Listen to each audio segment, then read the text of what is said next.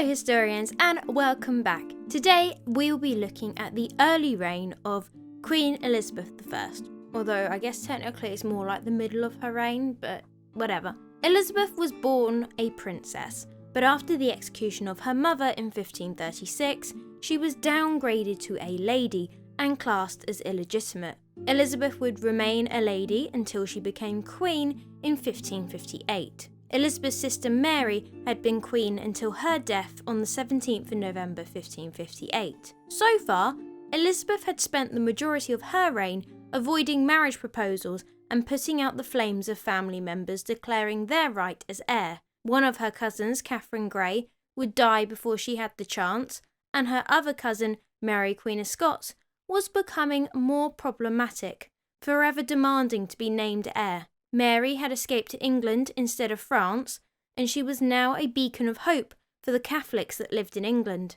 As a result, Elizabeth faced several plots and rebellions in her reign, and the first one we're going to look at is the Northern Earls Rebellion in early 1569. So when looking at these plots, what I'm going to do is I'm going to break it down into two sections, the plot and then Elizabeth's actions, and then I'm just going to talk a little bit more about it in general afterwards. Okay, so the plot. The Catholic Earls of Northumberland and Westmoreland hatched a plan to get Mary Queen of Scots out of imprisonment and onto the throne. They gathered an army of 6,000 soldiers in their attempt to return England to Catholicism. Elizabeth's actions. Elizabeth got wind of the plan and sent a huge army to crush the rebellion.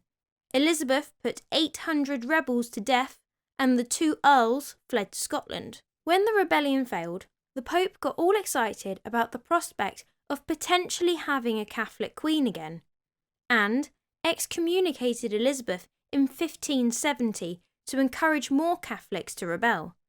The papal bull in 1570 specifically released Elizabeth's subjects from their allegiance to her, basically saying that she is not your queen and you can rebel. Also, in his bull of excommunication, Pope Pius V declared that Elizabeth should be deprived of her pretended title to the kingdom.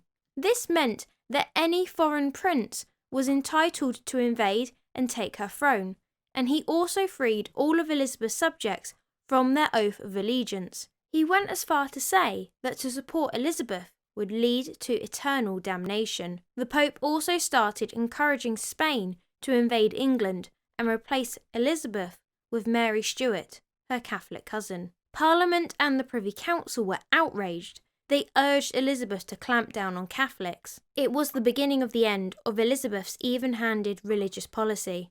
From then on, Elizabeth was hard on Catholics, although nothing like as hard as her sister Mary had been on Protestants. The next year saw the Rodolfo Plot. So the plot was, the Duke of Norfolk, Elizabeth's cousin, had fallen in love with Mary. He had fallen in love with her when he was chairing the inquiry. Elizabeth put him in the Tower because he was getting ideas about marrying Mary, and when she let him out, he was plotting with an Italian banker called Rodolfo and the Spanish Duke of Alva within weeks. Roberto Rodolfo planned to assassinate Elizabeth and make Mary queen. He had support of King Philip II of Spain, Elizabeth's cousin the Duke of Norfolk, and obviously Mary Queen of Scots. Norfolk felt unappreciated by the English queen, and talks had fluttered about him marrying Mary ever since she arrived in England. So the plan was for him and Mary to marry once she was free, to strengthen her claim over the English throne, regain the Scottish throne, and then elevate Norfolk's power. Mary denounced her ties with the French and openly embraced that of Catholic Spain. Elizabeth's actions? Well, the plot was uncovered by Elizabeth's chief advisor, William Cecil. Rodolpho was expelled from the country, and Norfolk was executed as a result. After the Rodolpho plot, Elizabeth had to acknowledge Mary as a threat and placed her in stricter custody. At first, Elizabeth refused to sign the death warrant for the Duke of Norfolk, as she hated executing people, especially those that she knew well. However, her guilt wouldn't hold out for long, as the Duke of Norfolk was beheaded on the 2nd of June 1572. She has got a bit of a habit of accidentally executing family members. Wonder where she got that from. Feeling like she needed an ally against Spain and the threat of Mary, Elizabeth entered marriage talks in late December with the then Duke of Anjou, who later became King Henry III of France.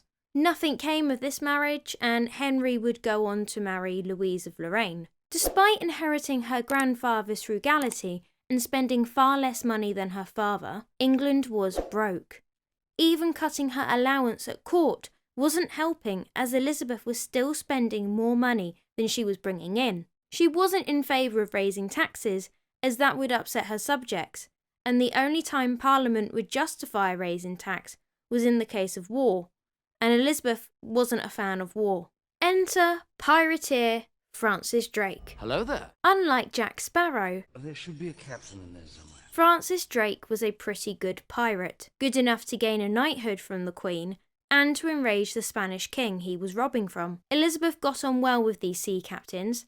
There are others, but the most famous was Sir Francis Drake, and they were mainly Protestant. The sea captains were loyal to her, and they were always up for an adventure. Drake made the Queen rich and captured a huge haul of gold and jewels which the Spanish had discovered in the New World, but he brought it back to England. Elizabeth invited him to meet her, as she wanted to know all about his travels. Also that year, the Protestants in the Netherlands had begun a revolt against the Spanish rule.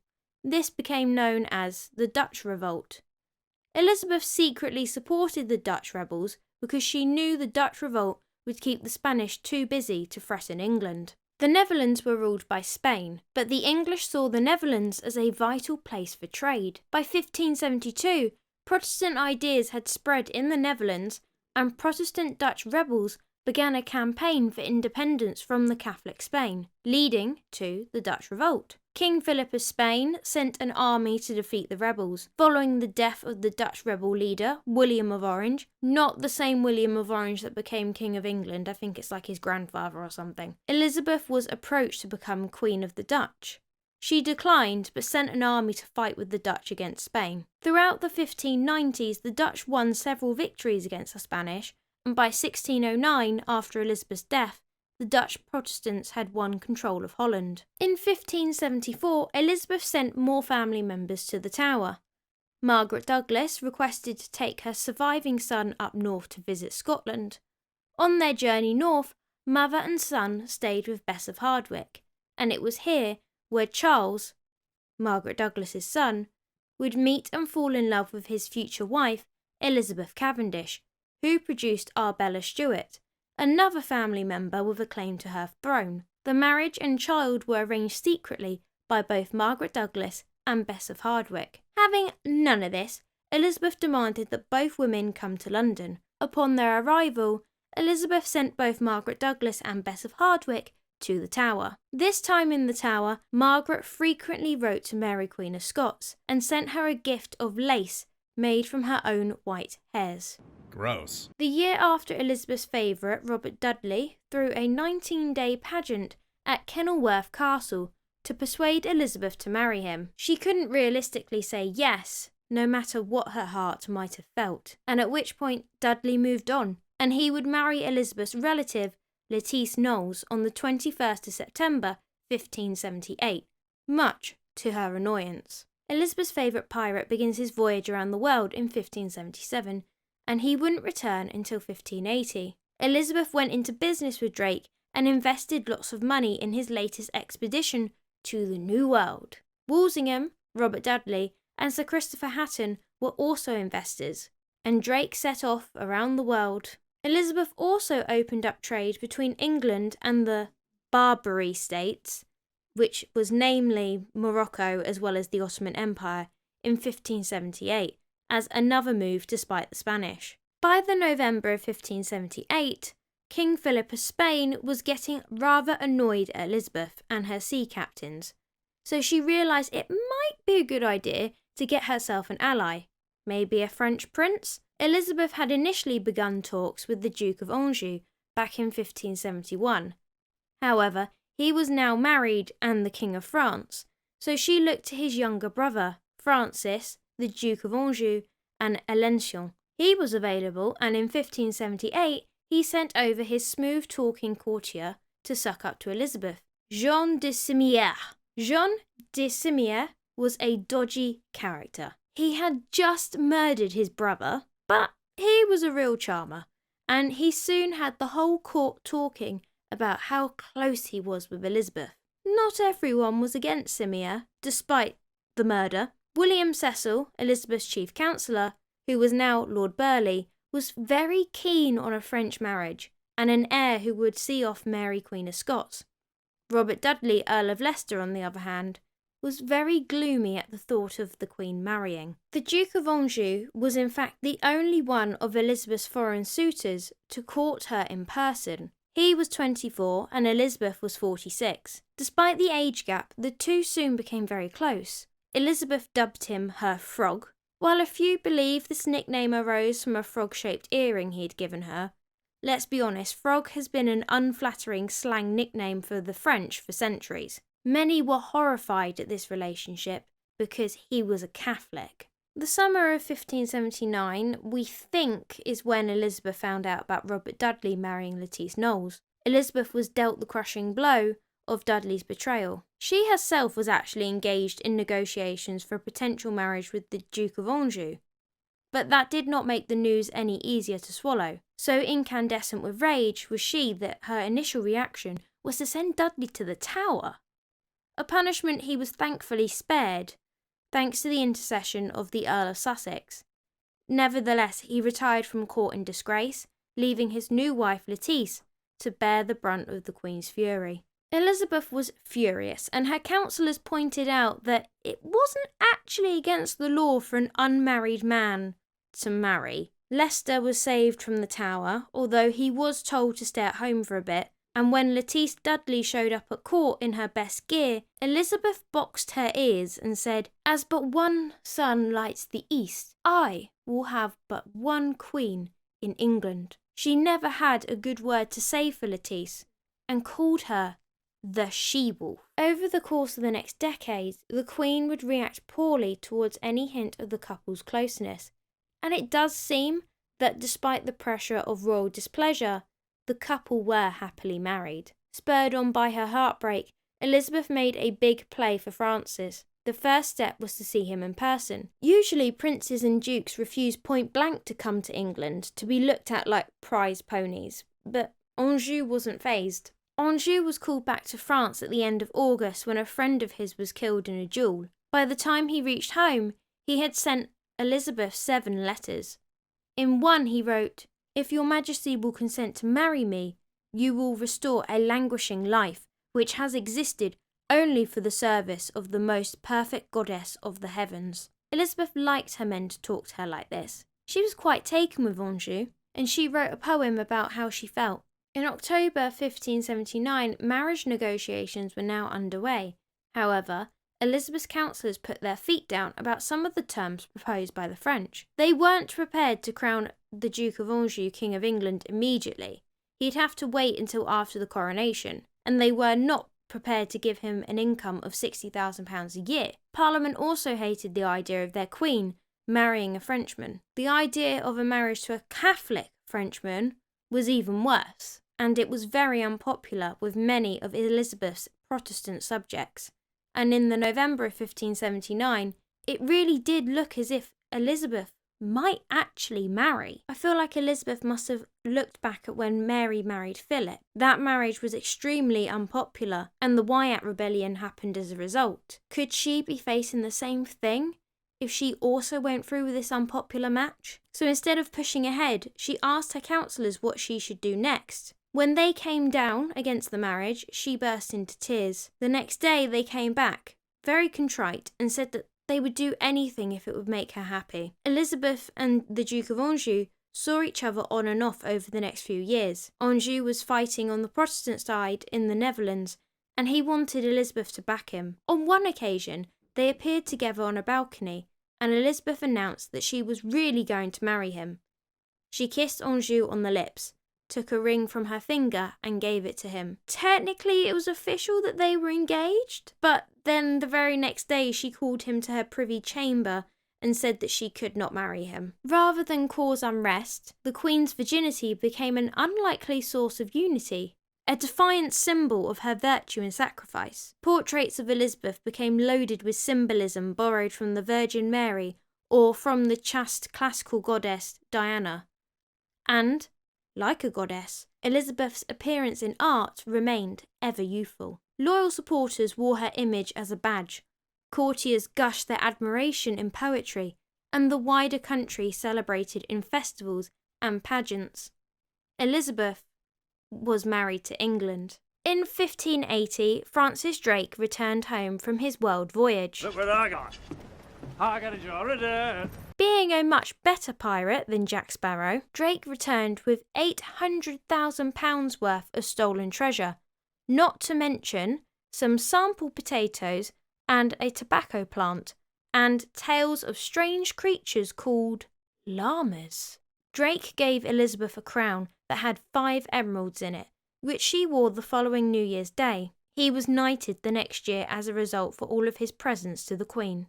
Elizabeth couldn't afford war with Philip, but she was determined to weaken his power by providing support in the Netherlands and get her pirates to rob his. Despite having changed her mind about her frog, the Duke of Anju was still in England, and by December 1581, she wanted to get rid of him so badly that she paid him £10,000 just to get rid of him. I'm going to show you a picture now from the National Archives website showing you just how much that would roughly be in today's money. Robert Dudley was charged with escorting the Duke of Anjou to Holland. Elizabeth was nearly 50 by the time it was finally over with Anjou. There was now no question of her ever producing a baby. The person with the best claim to succeed her was Mary, Queen of Scots, who was still stuck in prison. Mary's arrival in England had destabilised Elizabeth's control over her country. If you remember, Pope Pius V had excommunicated Elizabeth just after Mary arrived in England back in 1570, and this meant there were always some Englishmen who felt it was their duty to get rid of Elizabeth from the throne of England. But now, the Pope went even further. He said, "There is no doubt that whoever sends that guilty woman out of the world with the pious intention of doing God's service, not only does not sin, but gains merit." It was an open invitation to English Catholics to kill the Queen and put Mary on the throne. November 1583 saw the Throckmorton Plot. The plot? A young Catholic man, Francis Throckmorton, organised a plan for a French army to invade England and replace Elizabeth with Mary, which was paid for by King Philip II of Spain and the Pope. Elizabeth's actions? Throckmorton was executed and Mary was moved to Tutbury Castle in Staffordshire, where she was held in isolation and was allowed no visitors. The unravelling of the Throckmorton plot, also to replace Elizabeth with Mary, led to the creation of the Bond of Association and the Act of Security of the Queen's person in 1584. Mary, though not specifically named, was now responsible for future plots instigated in her name. Sir Francis Throckmorton was tortured on the rack, a form of torture that left victims crippled for life. Throckmorton gave nothing away the first time round, but the thought of a second session on the rack was too much for him, and he told Walsingham everything he wanted to know.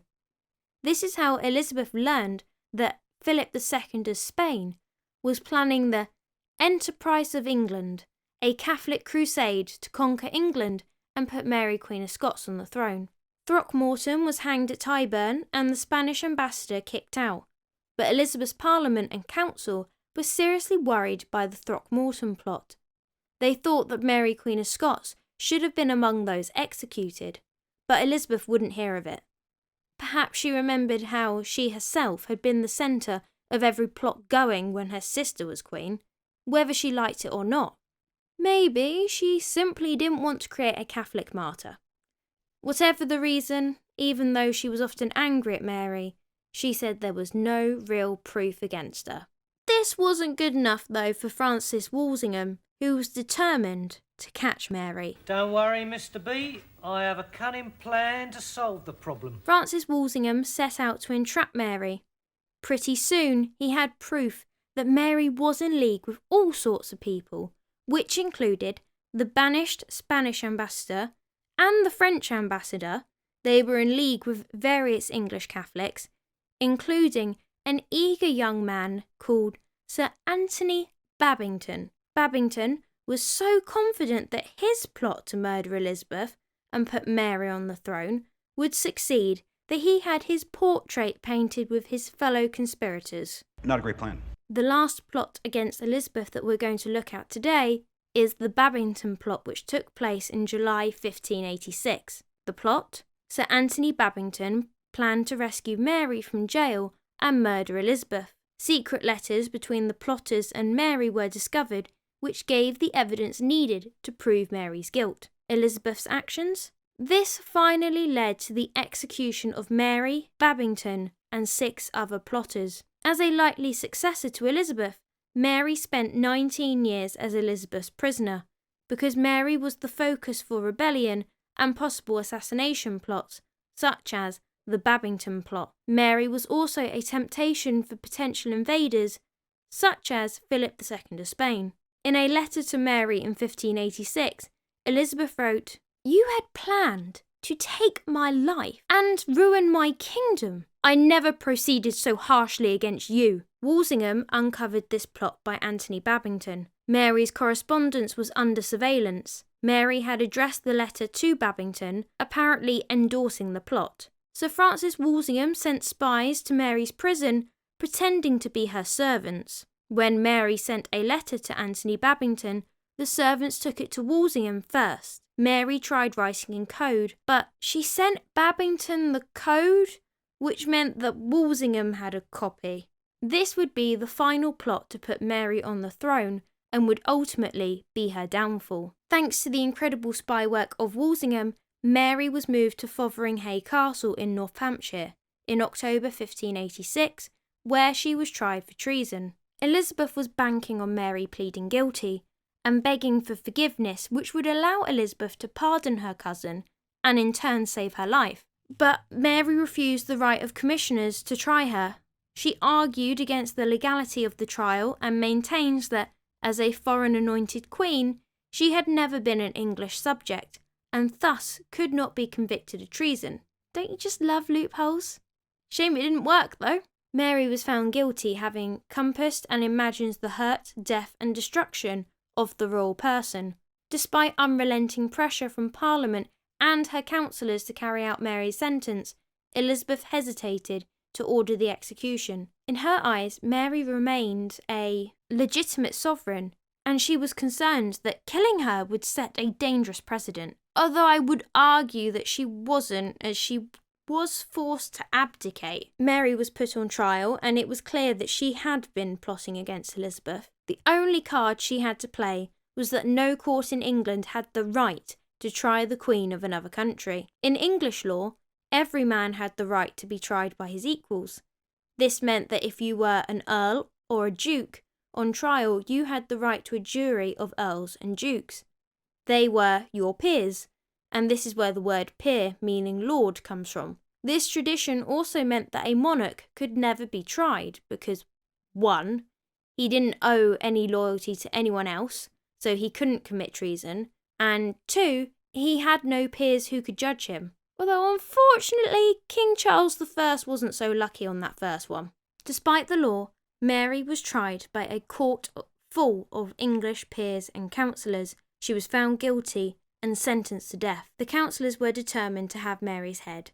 They were done with Elizabeth making excuses. Sir John Davison slipped the warrant in among a lot of other papers she had to sign, so she could pretend that she didn't notice what she was signing. The death warrant was handed to William Cecil as soon as she signed it, so she couldn't change her mind. The death warrant had been signed on the 1st of February 1587, and Mary was beheaded a week later, on the 8th. Elizabeth changed her mind after signing the death warrant, but her councillors had carried out the sentence without her knowing, although I find that extremely hard to believe. Like, yeah, alright, Elizabeth, who are you kidding? Mary was executed, her head severed in 3 blows. When Mary was executed, her head was supposed to be lifted high in the air by the executioner to prove that she was dead, but Mary was wearing a wig. When he grabbed it, the head slipped out and bounced on the floor. Mary was dressed in black. When the time came, she removed her black dress to reveal a red petticoat. She slipped on red sleeves. she wore red so the blood wouldn't show, and she wore a turban round her head to keep her hair out of the way of the axe. But then I feel like that contradicts the wig story, so again, I don't know how much of this is actually fiction and how much is fact. I mean, I know the fact that her head was chopped off, that was definitely fact. And her eyes were bound with a white cloth trimmed with gold. The axeman's assistant held her body still while the axe fell. It missed her neck and cut into the back of her head. The second chop was a much better shot, but it still needed a bit of sawing with the axe to finish it off. Mary's pet dog, a Skye Terrier, had slipped into the hall under the cover of her skirts and was still hiding there when the head was off. It finally came out whimpering. It is said that the dog refused to eat and pined away and died. To be honest, the bit with the dog, the whole thing kind of sounds like a romanticisation of her beheading. Bit like with Jane Grey fumbling for the block. Let me know what you think in the comments section down below. Mary's heart was removed and put in a glass jar. Got it! The English didn't want any of that Robert the Bruce nonsense with loyal Scots following a heart into a battle. The heart was buried in the castle grounds. Mary had asked to be buried in France. She was actually buried in Peterborough. I mean, I've heard that Peterborough looks just like France in the summer, right? In 1612, her son King James I of England had her coffin moved to Westminster Abbey. Her heart still lays buried in the grounds of Fotheringhay Castle, where she was executed. Elizabeth was furious when she found out that the execution had already happened. The council pleaded with Elizabeth, claiming they wanted to spare her the pain of having to order Mary's death. Elizabeth claimed her advisors had betrayed her wishes. Elizabeth might have been genuinely distraught by the execution, but it was already too late, the minute that she'd signed the death warrant, quite frankly. Elizabeth did apologise to Mary's son, James. I'm sorry. In her letter to James, she wrote, "My dearest brother, I want you to know the huge grief I feel for something which I did not want to happen, and that I am innocent in the matter." James accepted the apology, but the Spanish, not so much. In all honesty, I think James mourned less than what Elizabeth did. But that's for another time. After ordering the execution of Mary Queen of Scots, her adoption of mourning clothes, and pretense that the decision hadn't been hers, was an act of self-pitying hypocrisy worthy of her father. I hope you enjoyed this video. If you did, please leave a like and subscribe. If you would like to watch another video, may I suggest my video on Elizabeth's parents, King Henry VIII and Anne Boleyn? Or what about her predecessor to the throne, Queen Mary I? Next time we will be exploring the consequences of Mary's execution and the Armadas. Yes, Armadas, plural, there was more than one. But until then, have a wonderful day.